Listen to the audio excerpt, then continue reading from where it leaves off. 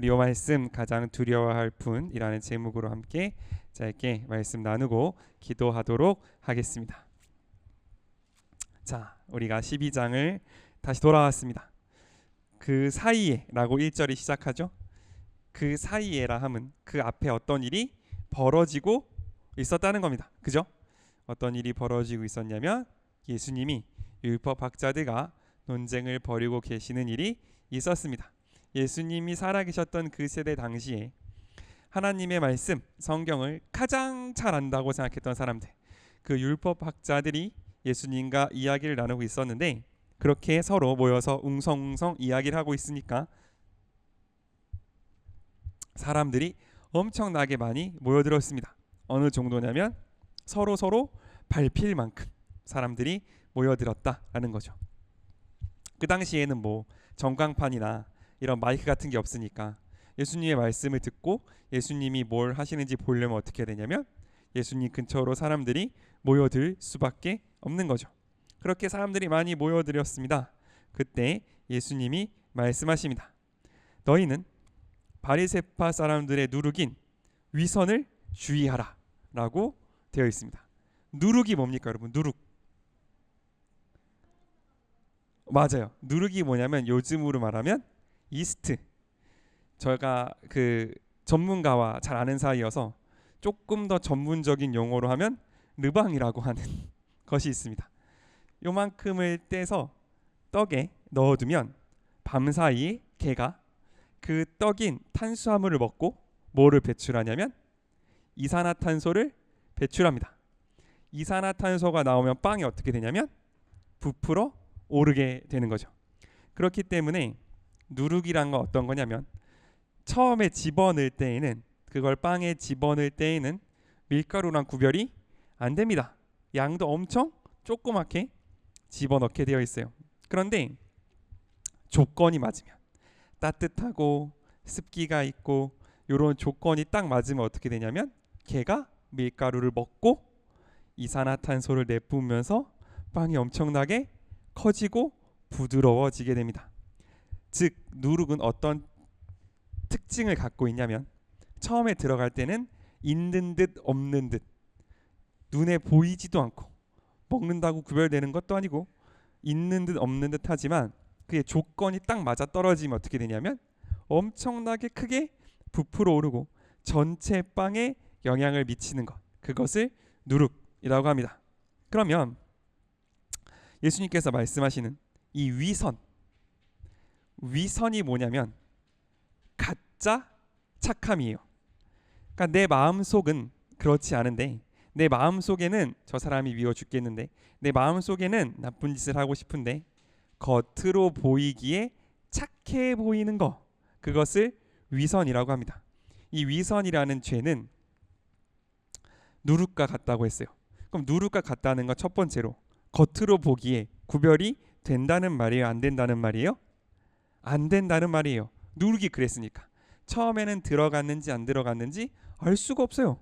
이 사람이 진짜 좋은 마음으로 착한 일을 했는지 아니면 위선으로 내가 더 잘나 보이고 싶어서 내가 더 착한 사람처럼 보이고 싶어서 하나님 앞이라면 마치 내가 하나님의 합당한 하나님한테 칭찬받을 만한 하나님이 나를 좋아하실 만한 좋은 사람처럼 보이기 위해서 그랬는지 겉으로는 알 수가 없습니다.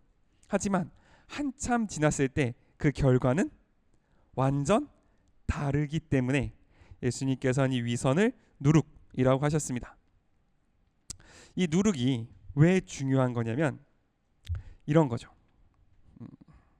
자, 우리 요거 한 절 같이 보면서 같이 이야기 이끌어 갔으면 좋겠습니다. 우리 5절이에요. 5절 한 번만 같이 읽겠습니다. 5절 한 번만 같이 읽겠습니다. 시작. 너희가 정말 두려워야 할 분을 내가 보이겠다.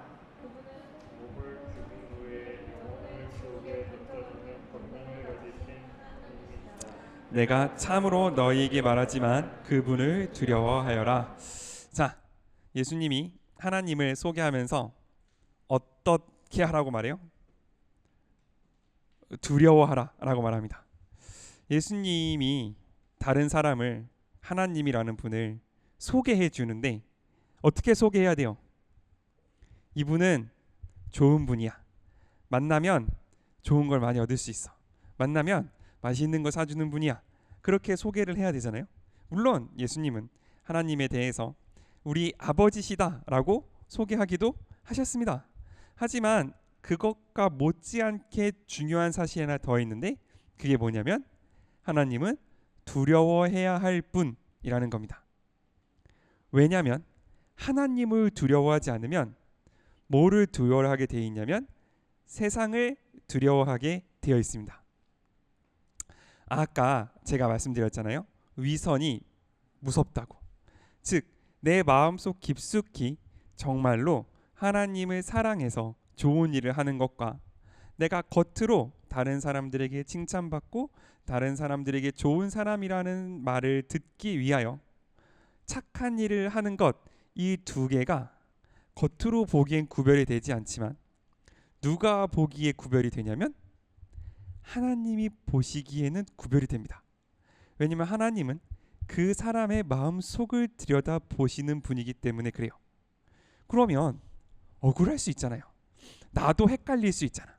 내가 이 일을 한 게 정말 하나님을 사랑해서가 한 반쯤 섞여 있고 내가 칭찬받고 싶기 때문에 한 반쯤 섞여 있는 그런 마음일 수도 있잖아요. 그래서 이것을 구별하기 위해서 하나님은 우리에게 무엇을 주시냐면 고난을 주십니다. 힘들게 하세요. 우리가 예수님을 따라가는데, 예수님을 사랑하는데, 예수님을 섬기는데 칭찬만 있고 잘 되는 것만 있고 계속해서 좋은 일만 계속하면요, 우리가 하나님을 사랑하는 마음이 위선인지 진짜 하나님을 사랑하는 건지 구별할 길이 없습니다.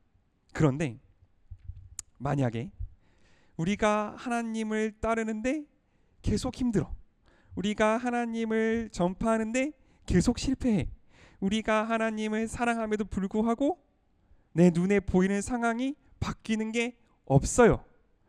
그럼에도 불구하고 내가 계속해서 하나님을 예배하고 있고 내가 계속해서 하나님을 사랑하고 있고 내가 계속해서 하나님이 사랑하라 말씀하신 그 명령 때문에 다른 사람들을 사랑하고 있다면 그거는 뭐예요?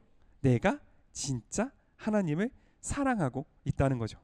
그렇기 때문에 하나님께서는 우리 삶 가운데 어려움을 주시고 때로는 실패를, 때로는 그 응답을 지연하시는데 그 목적은 딱 하나, 우리 안에 있는 위선을 덜어내기 위해서. 내가 얼마나 칭찬을 바라보고 하나님을 섬겼는가, 내가 얼마나 인정을 바라보고 하나님을 섬겼는가, 그런 것들을 모두 다 내려놓기까지 하나님은 우리에게 주시고자 하는 선물을 참으실 때가 있다 라는 사실을 우리가 꼭 기억할 수 있으면 좋겠습니다. 그래서 우리는 누구를 두려워해야 되냐면 그 마음속을 보시는 하나님을 두려워해야 한다라고 오늘 예수님은 우리에게 말씀하고 계시는 거예요. 하나님을 가장 두려워한다는 건 곧 하나님을 가장 사랑한다는 겁니다. 이 두 개는 다른 게 아니에요. 이 두 개는 다른 게 아닙니다. 왜냐하면 우리는 누구의 규칙을 따르냐면 가장 무서워하는 사람의 규칙을 따릅니다. 그죠? 집에서 엄마 말을 듣습니까? 아빠 말을 듣습니까? 엄마 말을 들어요? 아빠 말을 들어요? 그렇죠. 아마 각자 머릿속에 떠오르는 사람은 다르겠지만 조금 더 죄송합니다. 무서운 사람 말을 들을 거예요. 뭐 다른 가정 알 수 없으니까 우리 가정 예를 들자면 평상시에는 엄마 말을 듣습니다. 엄마 말을 듣다가 진짜 화가 났다, 이거는 좀 심각한 상황이다, 화가 나셨다라고 생각하면 누구 말을 들어요? 아빠 말을 듣죠. 미안합니다. 항상 미안하게 생각하고 있어요. 그런 거예요. 그 사람이 나한테 두려운 이유는 뭐냐면 내가 그 사람을 사랑하기 때문이에요. 그 사람이 나한테 중요한 사람이기 때문입니다. 그냥 길 가는 아저씨가 나한테 화를 내면서 지나갔어요. 무서워요? 기분 나쁠 수는 있고 이상한 사람이라는 생각이 들 수 있지만 그게 무섭거나 두렵진 않다고요. 근데 우리 아빠가 나한테 화낼 때 내가 두려운 이유는 그게 목소리가 크거나 그게 뭐 얼굴이 험상궂어서가 아니라 내가 제일 사랑하는 아빠고 나랑 평생 봐야 되는 사람이기 때문에 그게 나한테 두려움이 되는 거예요. 하나님을 두려워하라는 것도 마찬가지입니다. 내가 하나님이 두려움이 될 수 있는 이유는 그분이 나에게 중요한 분이시고 그분이 나와 항상 함께 있는 분이시기 때문에 그런 거죠. 밖에 있을 때, 우리가 거실에서 밖에서 같이 모여서 이야기를 나눌 때에는 부모님이 두려울 수 있습니다. 그죠? 왜냐하면 그때에는 내가 딴짓을 하고 있으면, 그때에는 내가 뭐 핸드폰을 하거나 뭐 내가 뭐 다른 장난을 치면 엄마 아빠가 나를 보고 혼낼 수 있으니까. 그런데 엄마 아빠가 없어요. 방에 들어가 혼자 있어. 그럼 더 이상 엄마 아빠가 무서워요, 안 무서워요? 안 무서워요. 내가 무슨 짓을 하든 보지 않으니까. 그런데 하나님은 지금 어디를 본대요? 내 마음 속을 본대요. 잠깐 눈 감아주세요 할 수도 없어. 나도 모르는 내 속마음을 보시는 분이 하나님이시기 때문에 우리는 그분을 가장 두려워해야 한다라고 하나님은, 예수님은 말씀하고 계십니다. 즉 하나님을 두려워하는 사람은 무엇을 아는 사람이냐면, 하나님은 내 마음속 가장 깊은 곳에 있는 나의 본 마음을 보시는 분이시구나. 그걸 아는 사람만이 하나님을 두려워할 수 있고, 그걸 아는 사람만이 하나님을 사랑할 수 있다라는 거죠. 세상은 하나님을 제외한 모든 사람들, 심지어 엄마 아빠 할지라도 모든 사람들은 그 사람의 마음속 중심을 알 수가 없습니다. 조금 더 잘 알 수 있고 아예 모를 수 있고의 차이가 있을 수 있지만, 설령 내가 낳은 내 자식이라 할지라도 그 아이의 마음 속에 무엇이 들어앉아 있는지는 정말 알기 어려운 거죠. 그러므로 우리는 겉에서 보이는 모습으로 그 사람을 판단합니다. 그 사람이 드러나 보이는 모습으로 그 사람이 어떤 사람인지를 쉽게 함부로 예측하고, 그 사람은 계속 그럴 거라고 단정 짓는 버릇이 있습니다. 그러면 그 사람은 그 사람의 속마음을 알 수 없는, 하나님을 제외한 다른 모든 세상은 우리를 겉으로 보고 판단할 거예요. 너는 이렇기 때문에 하나님의 사람이야, 하나님의 사람이 아니야 라고 판단할 겁니다. 하지만 하나님께서는 우리의 마음의 중심, 가장 가운데를 보시고 우리에게 소망을 두실 거라는 거죠. 정말 그렇습니다. 그 보이지 않는 마음에 소망을 둔다라는 게 얼마나 어려운 건지 아마 다들 아실 거라고 생각합니다. 오늘 누가 대표 기도를 했잖아요. 바로 그 전에 약간의 이제 그게 있었습니다. 그 약간 혼냈어요. 그래놓고 이제 대표 기도를 시키는데 불안한 거죠. 얘가 도대체 무슨 말을 할 것인가? 과연 이 아이는 대표 기도란 걸 할 수 있는 신앙 상태인가가 불안한데, 이제 물론 이제 말투와 어떤 또박또박 말하는 건 연습을 해야겠으나 기도의 내용은 그 아이의 마음 속에서 이런 말이 나오다니 라는 생각이 들 정도인 거죠. 정말 그 마음 속에 무엇이 들어있는지는 아빠라고 하는 가장 가까이 있는 사람도 알기가 너무 힘든 것 같아요. 저도 가끔 그 가까우신 분이 편집해주는 제 영상을 봅니다. 일단 찬양 부분을 스킵하고 이제 말씀을 듣는데, 들을 때가 되면 감동이 올 때가 있어요. 왜? 내가 내 말씀이 너무 좋아서 일리가 없잖아요. 그죠? 왜 감동이 됩니까? 야, 내가 나를 아니까 저 인간 입에서 저런 말씀이 나온다. 야, 저 인간이 하나님을 찬양한다. 그게 가끔 저한테 얼마나 위로가 되는지 내가 내 마음을 알기 때문에. 하나님은 우리도 아멘할 수 없는, 나도 나를 볼 때에 아멘할 수 없는 저 마음속 깊은 곳에 있는, 내가 하나님을 사랑하고 싶고 내가 하나님을 따르고 싶고 내가 하나님을 더 찬양하고 싶은 그 마음에 아멘하시고 그 마음을 보시고 우리를 그렇게 대해 주신다는 거, 우리가 그것을 잊지 않았으면 좋겠습니다. 그래서 우리 하나님은 우리를 마치 내가 이미 그 소원대로 굳건하게 선 사람인 것처럼, 내 마음의 소원대로 흔들림 없이 하나님을 찬양하는 사람인 것처럼 대하실 때가 있어요. 그럴 때는 조금 당황스럽기도 하죠. 하지만 우리가 꼭 믿음으로 함께 고백하면 좋겠는 것은 무엇이냐면 하나님께서는 반드시 우리 마음속 깊숙이 있는 그 소망의 모습 그대로 우리를 빚어 나가실 거라는 거, 우리를 그 모습 그대로 갖고 나가실 것이라는 것을 우리가 꼭 하나님 앞에 믿음으로 고백할 수 있으면 좋겠습니다. 그런 소망을 품을 수 있는 이유는 무엇이냐면 6절과 7절 때문에 그렇습니다. 6절과 7절입니다. 6절 7절 6절 7절 6절 7절 맞나요? 왜 어색하지? 어쨌든 같이 읽도록 하겠습니다. 6절입니다. 시작. 참새 5마리가 동전 몇 푼에 팔리지 않느냐? 그러나 하나님은 그런 참새 한 마리도 잊지 않으신다. 참으로 그분은 두려워하지 말아라. 너희는 많은 참새들보다 더 귀하다. 우리가 그런 소망, 하나님께서 나를 그렇게 가꾸어 나가실 것을 소망할 수 있는 이유는 뭐냐면 하나님께서 우리를 그 머리털의 숫자까지 다 세고 계실 만큼 우리를 알고 계시고 우리를 사랑하시기 때문에 그렇습니다.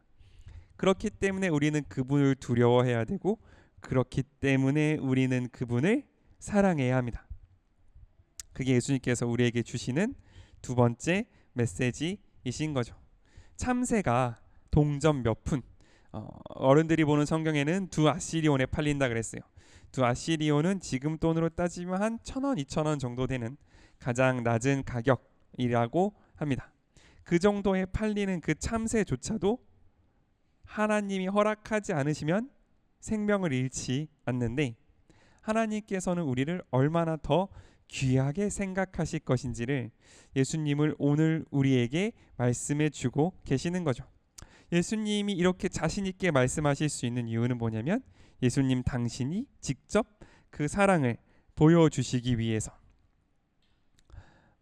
십자가를 지시려고 이 땅 가운데 오셨기 때문에 예수님은 이렇게 자신 있게 말하실 수 있는 겁니다. 너희는 너무 귀한 존재라고. 너희는 하나님이 그 머리카락 숫자까지 하나하나 다 세실 만큼 너무너무 사랑하는 존재라고 예수님은 우리들에게 자신 있게 말씀해 주시는 거죠.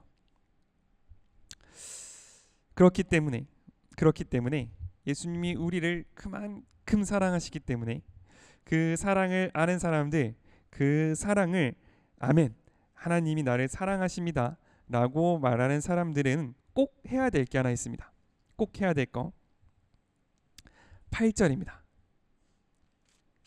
8절은 제가 읽도록 하겠습니다.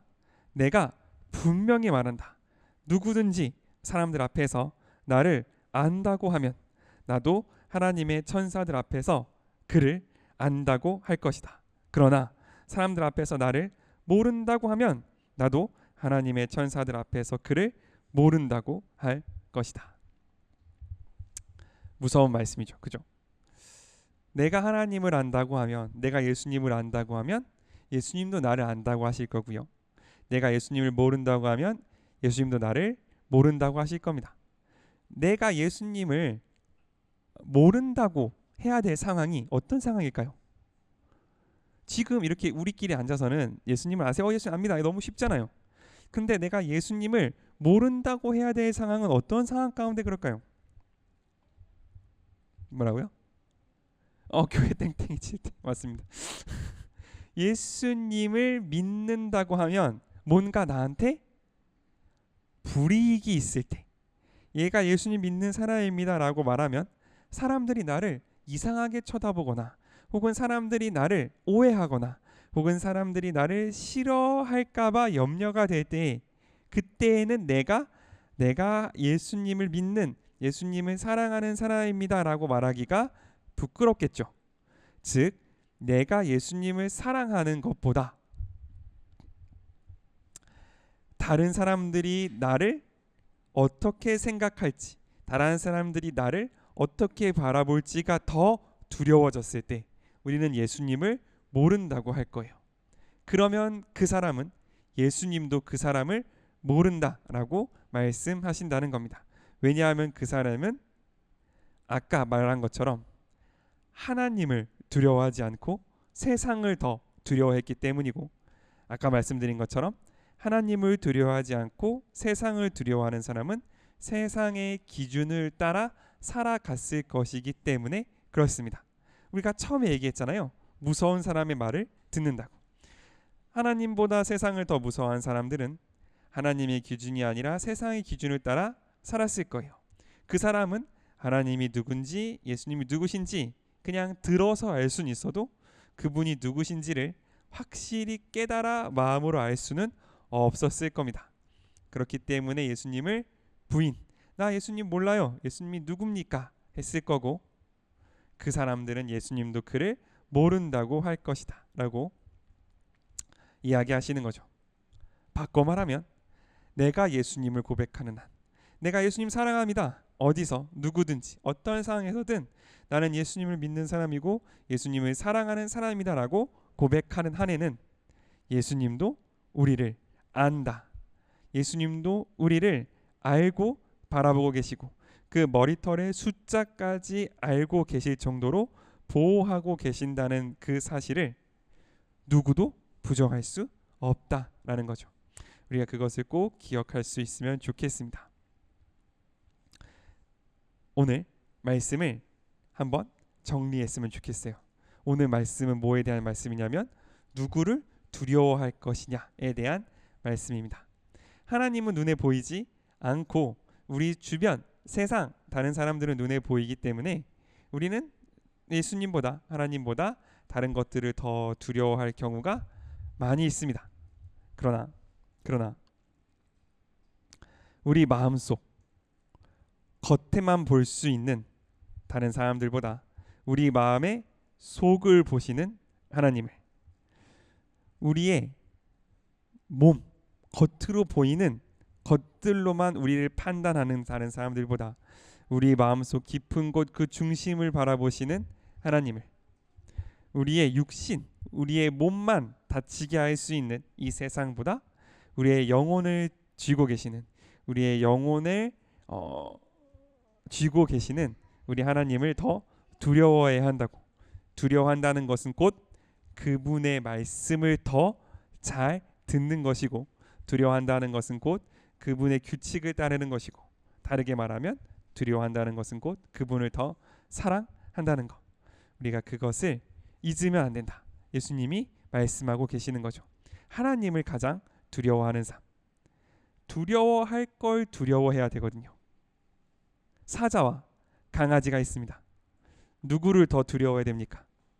사자를 두려워해서 강아지 쪽으로 피해야 살 거잖아요. 근데 내가 강아지가 더 무서워서 사자 쪽으로 가면 어떻게 돼요? 죽는 거죠. 마찬가지입니다. 두려워해야 할 대상을 두려워해야 돼요. 만만히 여길 대상을 만만히 여겨야 됩니다. 그런데 우리는 많은 경우 하나님과 함께 한다면 100% 이길 수 있는 세상을 두려워서 내가 절대로 이길 수 없는 하나님을 만만히 보는 경우가 있습니다. 우리가 오늘 이 시간 기도하고 오늘 이 시간부터 하나님을 하나님의 자리에 모실 수 있었으면 좋겠습니다.